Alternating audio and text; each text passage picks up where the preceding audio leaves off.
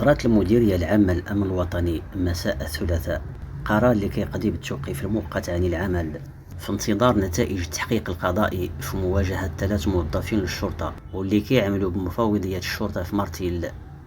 وكيتعلق الأمر بمفتش شرطة ممتاز واللي كيتوفر على صفة ضبطية وضابطين ممتازين للأمن.